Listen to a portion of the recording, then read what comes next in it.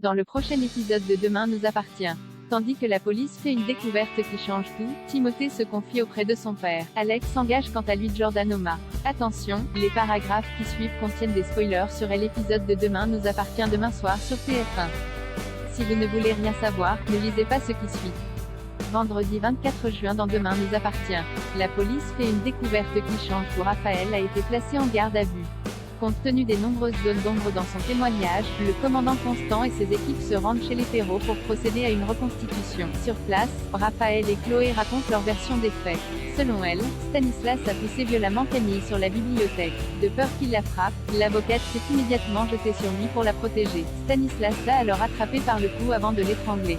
Heureusement, Raphaël est parvenu à se dégager de son emprise. Lorsque Chloé est revenue de la cuisine avec un couteau, elle le lui a pris des mains puis a menacé son compagnon avec pour lui montrer qu'elle n'avait pas peur de lui. Elle s'est ensuite dirigée vers lui mais Stanislas a avancé au même moment. La lame s'est alors enfoncée sans qu'elle ne s'en rende compte. C'est à ce moment-là que Stanislas aurait poussé Camille sur la table avant de s'enfuir. De son côté, Karim apprend à Alex que Raphaël s'est dénoncé pour le meurtre de Stanislas Beaumont. Bien qu'elle soit mise hors de cause, Chloé a malheureusement fait un faux témoignage et devrait être poursuivie pour entrave à la justice. De plus, si la légitime défense n'est pas retenue, elle sera considérée comme complice de meurtre. Plus tard, Sébastien rend visite à sa fille dans sa cellule. Après lui avoir fait part de ses regrets pour ne pas avoir su la protéger, il jure de tout mettre en œuvre pour la sortir de là. D'ailleurs, Sébastien n'est pas vraiment inquiet pour la suite puisqu'il s'agit d'un cas de légitime défense. En parallèle, le commandant Constant se rend au chevet de Camille pour entendre sa version des faits. Les larmes aux yeux, l'adolescente confirme que sa mère a bien poignardé Stanislas. Seulement, Martin se pose des questions sur ses blessures. Si Stanislas l'a poussé en arrière par surprise sur la table basse, Camille ne devrait pas avoir de blessure à la main. Pour lui, elle s'est blessée avec une lame de couteau en poignardant Beaumont. Une théorie qui expliquerait pourquoi Chloé et Raphaël l'ont couvert. Le commandant Constant demande donc à Damien de réexaminer les plaies de Camille. Cette dernière présente une plaie principale sur la paume droite entre le pouce et l'index ainsi que 3 petites plaies sur le bout de l'index, du majeur et de l'annulaire. Des entailles nettes et régulières faites avec une lame de couteau. Selon le policier, Camille Maître a bien poignardé Stanislas Beaumont. Timothée se confie auprès de son père bien qu'il n'ait pas gardé un très bon souvenir de sa première tentative avec Nord. Timothée invite Elsa chez lui pour faire l'amour avec elle.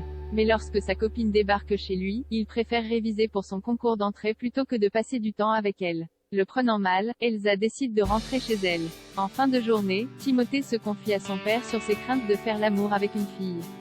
Sachant qu'il y a quelques années son fils ne pouvait pas tenir la main de quelqu'un, Victor estime qu'il a fait de nombreux progrès. Aussi tente-t-il de le rassurer en se disant certain que les choses se feront naturellement avec Elsa. Alex engage Jordan Oma. Les contes du mât ne sont pas terribles.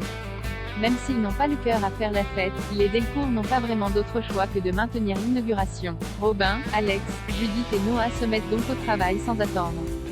De son côté, Audrey est entre les frais d'avocat et les vacances. La mère de famille ne sait pas comment elle va s'en sortir. Comme elle envisage sérieusement de reprendre son boulot d'esthéticienne en plus du spoon, Jordan, qui prend son rôle d'aîné très au sérieux, propose de prendre un job d'été pour l'aider. Audrey lui apprend alors qu'Alex cherche du monde au mât pour les 2 jours qui viennent. S'il fait l'affaire, il pourrait lui offrir un contrat pour la saison estivale. Par la suite, l'adolescent se rend sur place et présente sa candidature à Alex.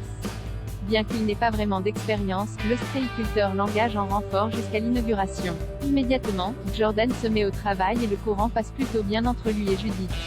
Une complicité qui n'a pas échappé à Noah qui les observe au loin avec jalousie.